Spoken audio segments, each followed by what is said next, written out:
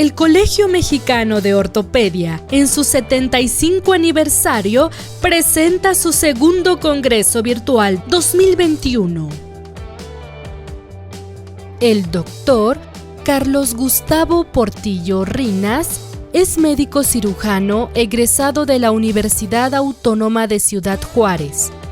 Cuenta con una especialidad en ortopedia y traumatología por el Hospital General de México. Fellow en cirugía articular y artroscopía por el Hospital Acepello de Madrid, España. Actualmente es coordinador científico AMECRA 2020-2022. El doctor Portillo hablará sobre manejo y reparación del menisco lateral. Buenas tardes. Agradeciendo al Colegio Mexicano de Ortopedia por su invitación a esta charla, la cual es manejo y reparación del menisco lateral. La importancia en la integridad de los meniscos en la preservación de la osteoartrosis es bien conocida y su preservación debe ser el principal objetivo. Vamos a hacer un recordatorio muy rápido de la anatomía del menisco. Recordemos que el menisco lateral tiene una forma casi de O, cubre el 50% de la superficie tibial lateral. Su movilidad es de 1 centímetro. Tiene una disrupción en su inserción a nivel del hiato del popliteo y la altura de ambos cuernos es muy similar. Las funciones de los meniscos son principalmente amortiguador de las cargas, estabilizador en la rodilla, una distribución de los fluidos y el rol propioceptivo en la rodilla. Recordando la vascularidad, tenemos que está dada principalmente por las geniculares provenientes de la poplitea. Mayor presencia en los cuernos, y hay que recordar, esto es muy básico, las 3 zonas. Roja, que es de 3 milímetros aproximadamente, roja-blanca, que es de 5 milímetros, y la blanca, que es de 5 milímetros, con una penetración del 10 al 30%. En cuanto a su biomecánica, la carga sobre los meniscos se convierte las cargas axiales en tensiles. Transmiten del 45 al 60% de la carga en extensión. A los 95 grados de flexión tenemos un 95% de la carga. Mayor en el lado medial, 70% se concentra en los cuernos posteriores. Aquí estamos viendo que como la transmisión de la carga va de un 40 a un 90%, cuando hacemos una meniscectomía posterior a la cual tenemos que aumentar un 235% en las zonas de apoyo de carga y un 75% en la superficie de contacto. Aquí tenemos las movilidades de los meniscos. El externo avanza en extensión y retrocede en flexión. En cambio, el menisco interno es menos móvil. El compartimiento interno es el compartimiento de la estabilidad y el externo es el compartimiento de la movilidad. Se define como una lesión traumática el menisco a las rupturas asociadas a trauma de la rodilla y como lesión meniscal aquellas asociadas a procesos crónico-degenerativos. La incidencia de una ruptura traumática de menisco en pacientes asociados a lesión del ligamento cruzado anterior va de un 57 a un 89%.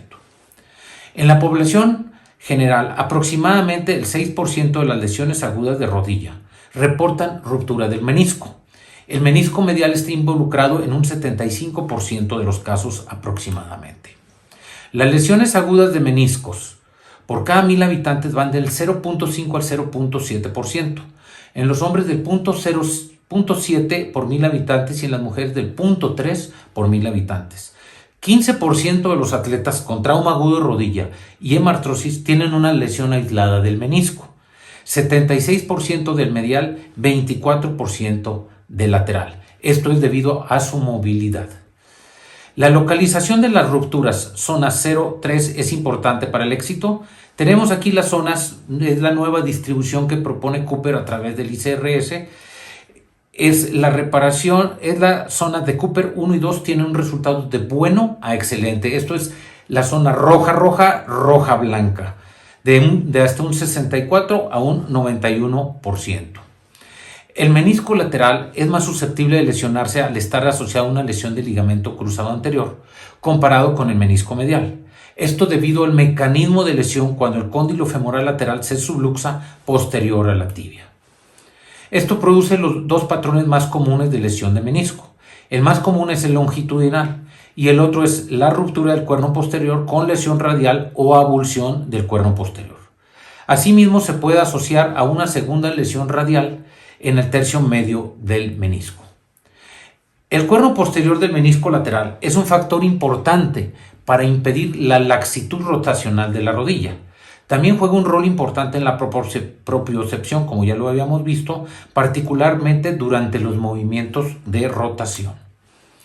Tenemos aquí dos gráficas con diferentes tipos de lesiones de los meniscos, las más comunes, que puede ser la longitudinal, la asa de Walde, el colgajo, la transversa o la lesión de los cuernos, sobre todo la más común del cuerno posterior. En estas imágenes sobreexpuestas de resonancia magnética vemos las lesiones meniscales radiadas y se anteponen las gráficas a color de cómo son y cómo las podemos ver de acuerdo a los cortes que se hacen a nivel de la resonancia magnética, como lo estamos viendo en esta gráfica. Aquí tenemos un ejemplo de una lesión radial, que sería esta, y tenemos el ejemplo de una lesión radial un poco más crónica, más disruptiva, que sería esta otra. En cuanto a las lesiones longitudinales, las vemos aquí en una resonancia magnética y las vemos en esta gráfica, y de acuerdo a los diferentes cortes, como lo vamos a ver también en la resonancia magnética. Aquí tenemos una lesión longitudinal, la estamos viendo en esta forma, la estamos viendo aquí completa, totalmente completa. La lesión de asa de Walde o asa de cubo es esta, aquí la tenemos esquematizada y aquí la estamos viendo básicamente en una resonancia magnética. Tenemos estas imágenes artroscópicas de una lesión en asa de Walde, aquí con el gancho explorador haciendo que se salga esa asa, como la estamos viendo en esta otra imagen. Lesiones del cuerno posterior, las más comunes en los cuernos, que sería, esta es una lesión del cuerno posterior. Y el tratamiento, finalmente llegamos a la parte importante, que es el tratamiento. Tenemos dos partes básicas del tratamiento. Uno es la menisectomía parcial más la remodelación. Ojo, muy importante, más remodelación. Y segundo, la meniscoplastía con suturas meniscales, que es aún más importante que la menisectomía desde mi punto de vista. ¿Qué factores influyen en el resultado de la reparación meniscal? Tenemos la edad, el sexo, tiempo de lesión, la localización, la longitud de la lesión, cuánto va a tener ese menisco, de qué longitud va a tener esa lesión en ese menisco, la estabilidad del ligamento cruzado anterior, la vascularidad, si está en zona 1 o 2 o está en la zona 3, o roja, blanca o blanca. Y muy importante, si lo vamos a hacer la reparación con una sutura, la cooperación del paciente.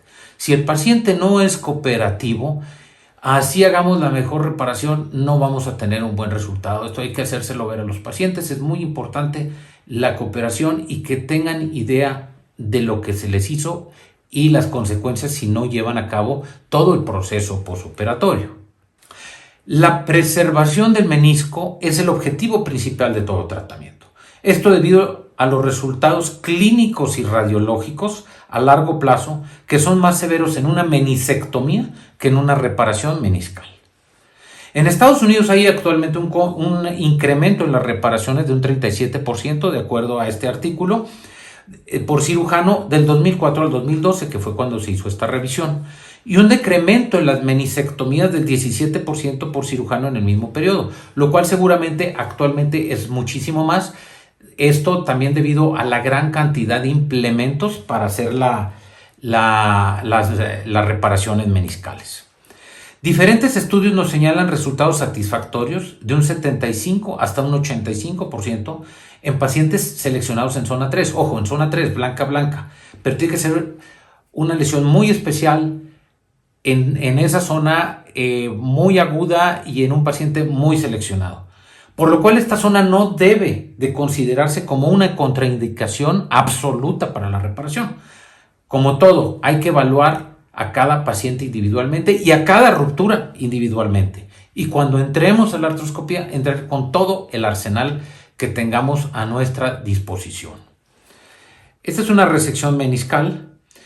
Tiene un efecto sobre la superficie condral, como lo habíamos dicho, tiende a hacernos un proceso osteoartrósico más temprano y los cambios degenerativos son de un 38% en el menisco medial y un de 24% en el menisco lateral. En este pequeño video estamos viendo la resección primero con pinza de básquet, posteriormente viene la resección con rasurador y finalmente utilizamos la radiofrecuencia para tratar de dejar ese menisco, preservar lo más que se pueda y dejarlo lo más remodelado que se pueda para que cause el menor daño al cartílago de la rodilla. La reparación del menisco lateral se recomienda colocar la sutura anterior al tendón popliteo con dirección anterior al tendón del bíceps, pero hay artículos que ya nos dicen que también si tenemos que hacer la reparación del menisco y está en una zona cercana al popliteo, se puede suturar al popliteo. Depende ya de la experiencia y de cada autor. Dentro de las suturas meniscales tenemos la dentro fuera, la fuera dentro y la todo dentro, como vemos en las siguientes imágenes, algunos ejemplos de ello. Suturas dentro fuera. En esta utilizamos agujas largas canuladas que van desde adentro hacia afuera de la cápsula articular. Suturas absorbibles o no absorbibles. Aquí es lo que tengamos a la mano. Si podemos tener suturas muy resistentes sería mejor. El índice de curación por arriba del 70%. Puede utilizarse en diferentes configuraciones, lo cual nos da mucha ventaja sobre diferentes tipos de lesiones o lesiones combinadas que podemos hacer diferentes configuraciones de estas suturas. Se pueden usar muchas suturas y la ventaja es que nos puede crear canales vasculares también. Cuando las suturas fuera adentro, se pasa la sutura igual mediante agujas canuladas desde la parte externa de la articulación a través de la rotura del menisco hacia la articulación, útil en el cuerpo y en el cuerno anterior. El índice de curación va por arriba también del 70%. Y yo creo que las más utilizadas y que podemos hacer incluso, se los digo de ahorita, hemos hecho combinaciones de todas, son las suturas todo dentro, como vemos en este ejemplo. Mejora la biomecánica. El material que traen estos sistemas muy amigables, ya los últimos de última generación, es ultra resistentes, son fáciles de colocar, son muy amigables y los resultados satisfactorios van por arriba del 80%.